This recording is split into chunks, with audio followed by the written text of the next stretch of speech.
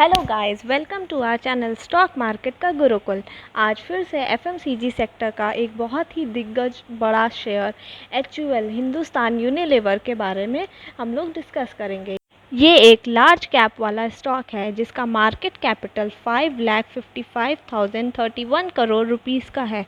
और अगर अभी हम इसके चार्ट को देखें तो अगर आप वन डे चार्ट को देखें तो अभी एक कंसोलिडेट पीरियड में चल रहा है और अभी ये बहुत लो पर चल रहा है। अगर हम इसका वन डे रिटर्न्स देखें तो इसने -1.09% के नेगेटिव रिटर्न दिए हैं।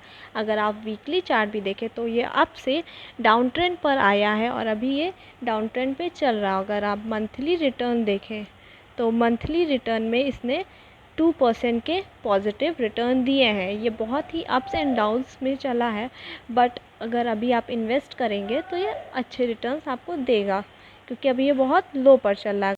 अब नेक्स्ट हम लोग अगर 1 ईयर का चार्ट देखें तो 1 ईयर में भी ये कंसोलिडेट पीरियड में चल रहा था, बट उसके बाद भी काफ़ी अप्स एंड डाउन्स आए हैं ईयर में। और अगर आप देखें रिटर्न तो 18.14% के रिटर्न दिए हैं। अगर आप 5 ईयर का चार्ट देखें तो 5 ईयर्स में ये कंटिन्यूसली अप ट्रेंड पे रहा है। 183.87% के रिटर्न दिए हैं इसने। मैक्सिमम चार्ट में भी आप देख सकते हैं ये अपने लो से कितने हाई पर गया है। और अगर इसके मैक्सिमम रिटर्न देखें तो मैक्सिमम रिटर्न इसके 754.92% के इसने मैक्सिमम रिटर्न दिए हैं। नेक्स्ट अब हम लोग इनका इनकम देखते हैं। इनकम स्टेटमेंट अगर देखें तो higher than industry revenue growth है। ओवर द लास्ट 5 ईयर्स में इनका revenue year on year basis पे 4.03% बढ़ा है और इंडस्ट्री का 3.99। और इनका इंक्रीजिंग मार्केट शेयर भी इंक्रीज़ हुआ है। और higher than industry net income भी इनकी लास्ट 5 ईयर्स से बढ़ी है। इनकी अगर इनकम 9.11 है तो इंडस्ट्री की 9.06% है। नेक्स्ट हम लोग इनके कुछ फाइनेंशियल्स देख लेते हैं। तो फाइनेंशियल्स में सबसे पहले अगर हम इनका टोटल रेवेन्यू देखें जो ईयर ऑन ईयर बेसिस पे 18 पे 19, 20 एंड 21 पे ग्रोथ हो रहा है और लास्ट 21 में 47,336 करोड़ रुपीस है। अब नेक्स्ट हम लोग इनके इबिड्डा को देखें तो इनका इबिड्डा भी overall year on year basis पर ग्रोथ हुआ है, चाहे 19 हो गया या 20 हो गया या 21 में देखें लास्ट 11.796 रुपीज़ रहा। नेट इनकम भी देखें तो ईयर ऑन ईयर बेसिस पर ग्रो कर रही है। अर्निंग पर शेयर भी ईयर ऑन ईयर बेसिस पे ग्रो कर रहा है और अभी रिसेंट 21 में 34.03% इंक्रीज चल रहा है।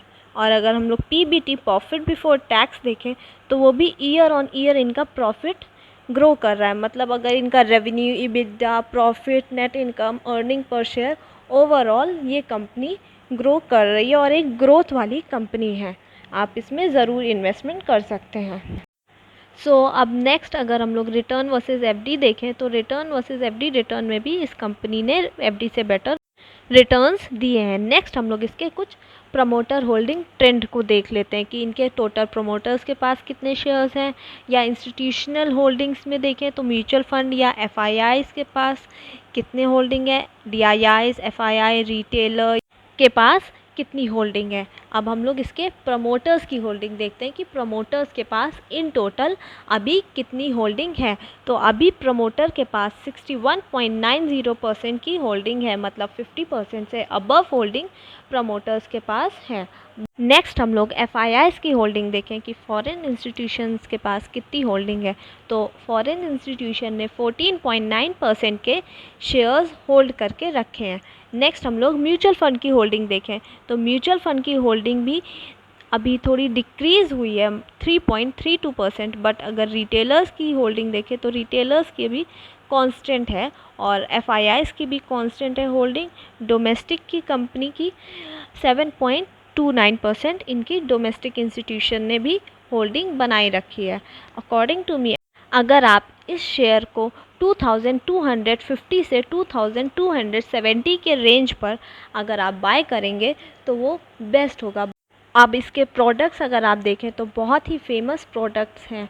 Quality walls, Dove, Rexona, life boy, बहुत सारे फेमस ब्रांड्स हैं।